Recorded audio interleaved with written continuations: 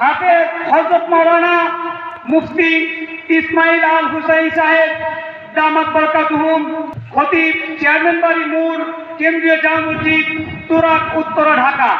আমরা হযরতের বয়ানের পর ইনশাআল্লাহ দোয়ার মাধ্যমে এখান থেকে আমরা বিদায় নেব ইনশাআল্লাহ।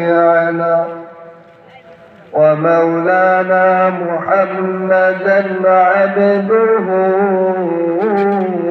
ورسوله उल्फत में बराबर है जफा हो के वफा हो, हर चीज में लज्जत अगर दिल में मजा हो, रखसार से बरका का जरा पर्दा उठा दो, लिल्लाहि मुझे हुस्न खुदा दादे दिखा दो, ऐ बहर करो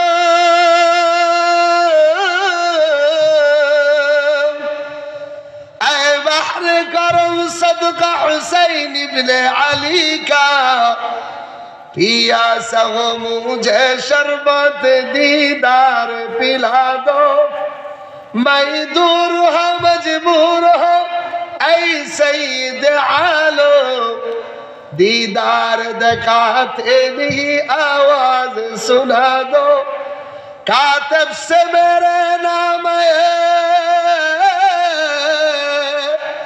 कातिब से मेरे नाम आमाल मंगर, जितनी अमल जिश्त है उन सबको बिठा दो, या साहिब अल जमाल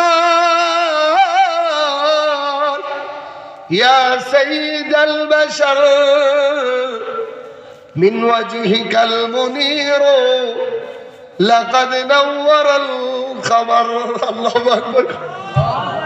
এটা তো সেই নবীর ভালোবাসা, নবীর মহব্বতে, মদিনার নবীর ভালোবাসায় মানুষ কোরআন শুনতে আসে, দ্বীনের ওয়াজ শুনতে আসে। কথা কোন ঠিক কিনা? আল্লাহ তোমারে সবচাইতে সম্মানী মানুষ বানায় দিবে।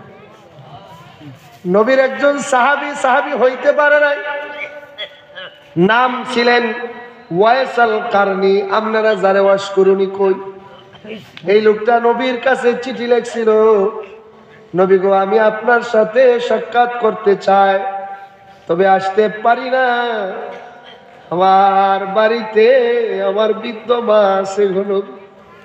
নবী চিঠির উত্তর দিয়া বলেন, করুনি রে, আসার দরকার নাই, মার খেদমত করো। মুসলিম শরীফের হাদিস আমি আপনাদেরকে বাংলা শোনাইতেছি। নবী বললেন, করুনি রে, আসার দরকার নাই, মার খেদমত করো।